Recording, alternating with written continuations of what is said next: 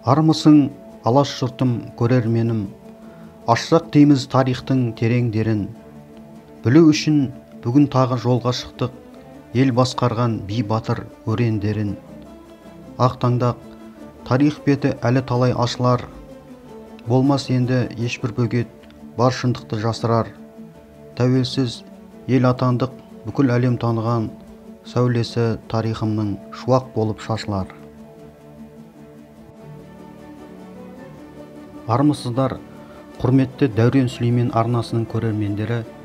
Бүгінгі видеоблогымыз қазақ халқының басына нәубет түсіп, жоңғар шапқыншылығы кезінде елім деп атқа қонған батыр бабаларымыз жайлы болмақ. Соның бірі ұлы жүздің, дулаттың шымыр шын қожасынан тарайтын атақты Шахан бидің ұрпағы Сарттың үлкен ұлы Қойгелді батыр. Осы батыр атамыздың тарихын білу мақсатында біз Жамбыл облысының Талас және Жуалы аудандарында тұратын батыр атамыздың ұрпақтарымен сұхбаттасуды жөн көрдік.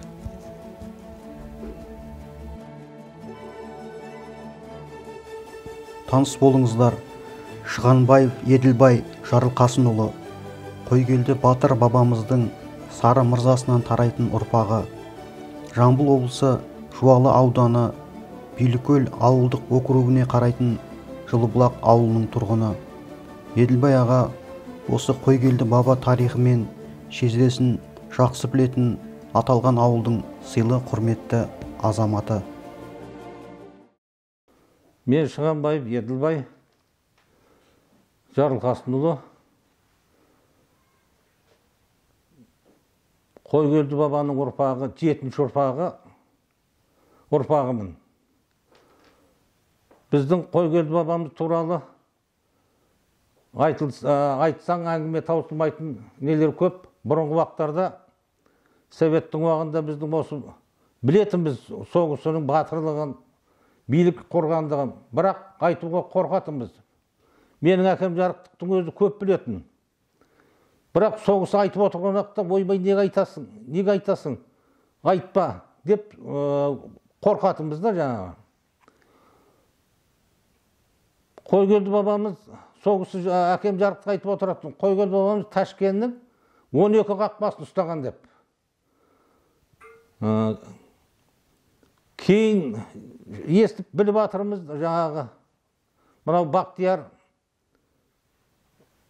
Әбілдаев біраз зерттеп оғысыны, біраз кітап жазды.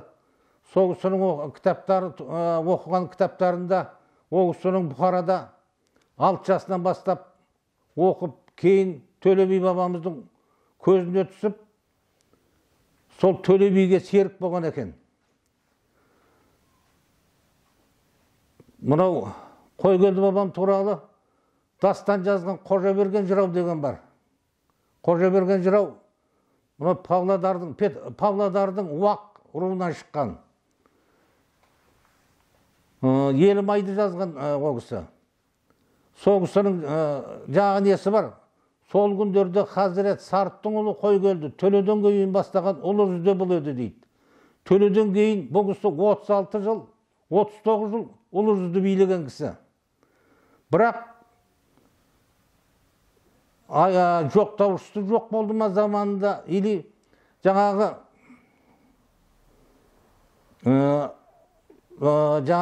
орыстардан қорқып не қылдық байтау жоқтау не болмады. Көп жазыла қоймады бұл кісі туралы. Бұл кісі жоңғарларға Карл Миллер деген орыстың офицері керуен тартып баратқан уақытта, сол керуеннің ішінде қару-жарақ бар екенін тыңшылары арқылы біледі ол кісі. Соны біліп, жолда тоқтатып, керуенді жаңағы тексереді ғой. Тексергенде шынында да ішінен қару-жарақ шығады. Қару-жарақты бәрін алып, жаңағы Карл Миллерді бүкіл жаңағы керуендегі түйесін барлығын алып қайтарып жіберген екен дейді. Содан бастап бұл орыстар бұл кісі туралы көп айтылмайтын болған жаңағы. Енді ол батырлығы туралы 9 рет жекпе-жекке шыққан екен. 9-дың ең соңғысында 56 жасында шығып, оны да жеңген екен.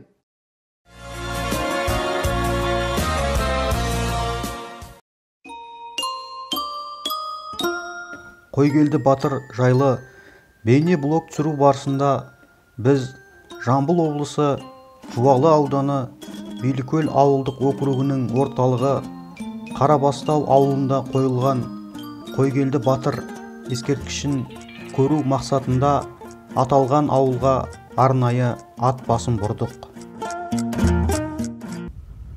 Төле би елге келгенде ақыл ой келді қазаққа, Қойгелді жауды жеңгенде ойын той келді қазаққа. Армысыздар Дәурен Сүлеймен арнасының көрермендері. Бүгінгі бейне блогымыздың кейіпкері ұлы жүз Шымыр Шыңқожадан тараған атақты Шахан бидің ұрпағы Қойгелді батыр жайлы болмақ. Яғни осы батыр жайлы бүгін біз арнайы түсіру мақсатында Жамбыл облысы Жуалы ауданы Билікөл ауылдық округінде орналасқан Қарабастау ауылына келдік. Міне алдарыңызда тұрған атақты батыр бабамыз қолбасшы Қойгелдіге арналған ескерткіш. Бұл ескерткіш осы Қарабастау ауылының орталығында орналасқан.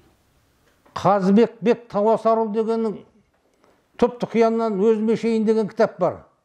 Сол кітапта Қойгелді бабамыз бенен Ақша бабамыздың ерекше ерлік көрсеткенін сөйерде жазған. Өрде Қабанбайды да, Бөгенбайды да көрсетпеген, соғысы ерекше ерлік көрсеткен ағайынды екеуі деп жазған. Сөйерде жаңа Ақша бабамыз қайтыс болған, Қойгелді сол інісін алып шыққан екен дейді, жаңа қалың қоршаудың ішінен, жаралы күйінде. Сондай батырлық, ерекше ерліктері бар. Қойгелді келмей, Төле би келмей жүріс жоқ, Қойгелді келмей ұрыс жоқ дейді. Ол кісінің стратегиялық жаңағы нелері де көп болған. Әскери. Сол күндері Хазірет Сарттың ұлы Қойгелді Төледен кейін бастаған ұлы жүзді сол еді деп атақты Қазанғап ақын өз заманында жырлаған екен. Бұл дегеніміз Қойгелді атамыздың тек қана батыр ғана емес, сонымен қатар ел басқарған үлкен кемеңгер дана кісі болғанын көрсетеді. Құрметті көрермен, өздеріңіз білетіндей 100 жылдан аса тарихы бар Қазақ-Жоңғар шайқасының бірінде қазіргі Түркістан облысы Сайрам ауданы Мартөбе аталатын кішкене төбешіктің жанында болған шайқаста жоңғар жақтан атақты Даңзаң батыр шығып, қазақтың биі Төле биді жекпе-жекке шақырады. Бұны көрген қазақтың жас батырлары Төле биден рұқсат сұрайды. Осы кезде Қойгелді Төле би ағасының алдына келіп бата сұрайды. Сонда Төле би: «Жаратқан Алла жәрдемет, алдыңнан кетсін бәлекет, Бақтияр бабам жар болып, Бәйдібек атам қолдасын, жарықшақ дулат бар болып, сиқым жаныс ботбаймен, әруағы шымыр оңласын, әулие әнби бәрі де, қайда жүрсең қорғасын, шіреніп шыққан қалмақты Құдайым өзі қарғасын. Жеңіп қайт батыр Қойгелді, абырой беріп албасын, әумин деп батасын берген екен. Ағасы Төленің батасынан қанаттанған батыр бабамыз осы шайқаста Даңзаң батырды жер жастандырған екен. Және осымен тоқтап қоймай, ет қызумен екінші жекпе-жекке шығып, жоңғардың және тағы бір атақты батыры Қолан батырды да жер жастандырыпты. Қойгелді бабамыз Абылай ханды хан сайланғанда 10 адамның біреуі болып ақ киізге көтерген кісінің бірі. Ол кісіні жаңағы Түркістанға апарып жерлегенде де Қойгелді бабамыз болған. Қойгелді бабамыздың негізгі жатқан жері қазіргі Ташкентте, сүйегі. Ол кісінің атында базары бар, көшелер бар Ташкентте қазір. Өзбек ағайындарға рахмет, әлі күнге дейін ол кісінің атағын, абыройын жоғалтпай ұстап отырғанына. Міне мынау алдарыңызда тұрған Тараз қаласындағы Төле би және Қойгелді көшелерінің қиылысында орналасқан Қойгелді бабамыздың ескерткіші. 1734 жылы жоңғар шапқыншылығы кезінде ұлы жүз руларын сақтап қалу мақсатында Төле би мен Қойгелді дулаттарды уақытша Қарақалпақ жеріне көшірген. 1739 жылы Төленің бұйрығымен Қойгелді бастаған қол Ташкентті қайтарып алады. 1739 жылы Қойгелді батыр өз жасақтарымен Қаратау және Алатау өңірлерін жайлаған жоңғарларға жіберілген орыс керуенін қолға түсіріп, мылтықтарын тартып алған. Қойгелді атамыз бұл мылтықтардың жоңғар әскеріне жетсе, аталған мылтықтармен қаруланған жоңғарлардың соғыстағы басымдыққа ие болу мүмкін екендігін және осы мылтықтардан атылған оқтың талай қазақ батырларын шейіт ету қаупі жоғары екендігін жақсы түсінген. Кейін осы керуен дауын шешу үшін Ресей империясы оңтүстік Қазақстанға Карл Миллер есімді елшісін жіберген. Дауға айналған бұл мәселені шешуге Төле би өзі араласып, Ресей елшісіне Қойгелдіден мылтықтардың құнын төлеттіріп берген. Осы жағдайдан кейін орыс тарихында, тіпті кейінгі кеңес тарихында Қойгелді керуен тонайтын қарақшы ретінде сипатталған. Аталған мылтықтарды қазақ жауынгерлері 1756-1757 жылдары жоңғарларды қазақ жерінен біржолата қуа бастағанда жауға қарсы қолданған екен.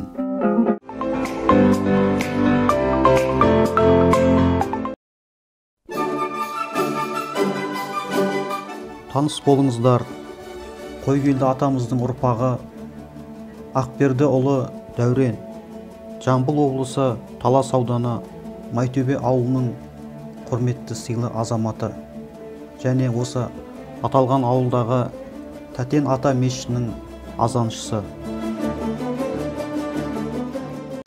Құрметті қауым, менің есімім Ақберді ұлы Дәурен болады. Осы Майтөбе ауылының тұрғынымын. Тікелей міне Қойгелді бабамыздың тараған ұрпағымыз. Қойгелді бабамыз туралы айтатын болсақ, Қойгелді бабамыз өте керемет кісі болған, жан-жақты болған, мына иманды кісі болған. Өзі мына Ташкент, бірінші Ташкент жақты билеген. Одан кейін өзіміздің Қазақстандағы Жамбыл облысында Жуалы ауданы бар, Талас ауданы бар, билеген жерлері, жүрген жері. Ол кісі өте сондай білімді болған, иманды болған.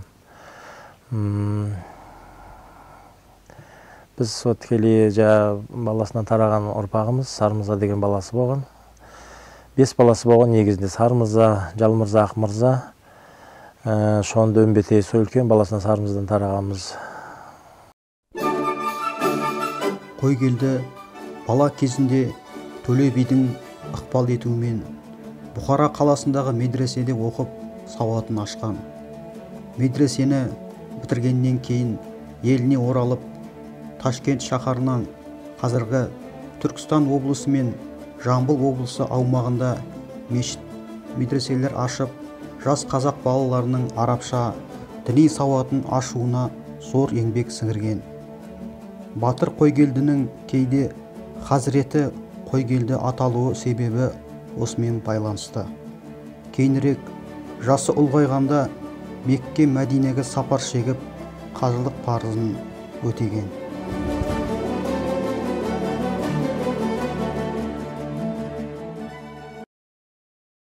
Ал Қойгелді бабамыз өзі керемет кісі болған. Өзі мынау Төле би атамыздың қолбасшысы болған, биі болған, қарамағанда. Өзі інісі Қожық, інісі қасында жүрген туыстап. Сол 30 жыл бойы, 25-30 жыл билеп, Қойгелді атамыз кеткеннен кейін сол қалмақтар сол Ташкент қаланы басып алған. Батырлығы сол өзі мынау жекпе-жекке шыққанда өзі 9 рет шыққан екен. 9-ында кәдімгідей жеңіске жеткен екен. Кәдімгідей шыққан сайын өте керемет кісі болған ғой. Шыққан сайын бәріне шыққан, әйтеуір жеңіс болмаған ол кісіде. Қойгелді батыр жоңғар батырларымен талай рет жекпе-жек шығып, еш уақытта жеңіліп көрмеген. Ұлы жүздің ханы Жолбарыс хан қайтыс болған соң, Ташкент шаһары мен Ұлы жүзді Төле би басқарған. Атақты Төле би ағасы өмірден өткен соң, Ташкент пен Ұлы жүзді Қойгелді батыр билеген. Қойгелді батыр 90 жастан асып өмірден өткенде Ташкентті билеу үшін қазақ рулары арасында болған алауыздықты пайдаланып, Ташкент шаһарын Қоқан хандығы басып алған. Батыр Қойгелді жайлы айта отырып, оның жау жүрек батыр інілері Қожық пен Ақша батырларды айтпай кетуге болмайды. Қожық пен Ақша батырлар да қазақ жерін жоңғарлардан азат ету шайқастарында ерекше көзге түскен. Аталған батырлар жайлы Алла қаласа алдағы уақытта жеке бейнеблог түсіретін боламыз. Құрметті көрермен, арнамызға тіркеліп, лайк басып, пікір жазып, қолдау білдіріп отырыңыздар. Қойгелді батырын бабамыздың қасиеті өте керемет болған. Өзі жауға шыққанда өзінің бір бойында мысы болған екен ғой. Бір жауды шауып келіп, екінші қымызды шесап, қайттан алға шауып, екінші жауды шапқан кездері болған екен. Атақты Аңырақай шайқасында қазақ әскерлері жоңғарларды тас-талқан етіп жеңгенде Қойгелді батырдың ерлігін ескере кетуге болмайды. Жеңістен соң Төле би сұлтандарды, қолбасы батырларды және билерді, жауынгерлерді жинап, былай деп жырлаған екен. Арғымақты мақтаймын, шапқанда ат жетпесе, ақ сауытты мақтаймын, атқанда оқ өтпесе. Биеден басқа сауын жоқ, сауғаныңда теппесе. Аруананы мақтаймын, көп арттың деп шөкпесе. Ақсақалды мақтаймын, бұзылған елді септесе. Ер жігітті мақтаймын, мынауың алыс жақын деп уәдеден кетпесе. Қойгелдіме ризамын, ерме ерлік етпесе. Армансызбын дер едім, өзіңдей жастар көктесе. Аталы ұлдың сөзі баянды, атасыз ұлдың сөзі шаянды. Аталы ұл Қойгелдім, ел үшін неден аянды. Желкесін үзді сұм жаудың, дегенде қатар таянды. Олжа берген еріңе, саялат елім саяңды деп жырлаған екен. Бүгінде Қойгелді батыр атына Тараз қаласының орталығынан көше аты берілген және Жамбыл облысында бірнеше мектепке батыр аты берілген. Еліміз тәуелсіздік алған соң өз тарихымызды тани бастаған шақта 1992 жылы Жамбыл облысы Талас ауданы Майтөбе ауылында Қойгелді батырға арналған үлкен ас берілді. Ол кезде мен небәрі 3-ші сынып оқитын мектеп оқушысы болатынмын. Бірақ та үлкен ерекше көлемде аталып өткен Қойгелді батыр асы менің есімде жақсы сақталып қалды. Қазіргі кезде еліміздің тарихында Қойгелді батыр аты мәңгілік алтын әріптермен жазылатынына кәміл сенейік. Тарихын өткен күннің талқылайық, әрбір тұлға мадақтауға әбден лайық. Есте қалсын ерлер ісі ерлік қылған, бабалардың өсиетін ұмытпайық.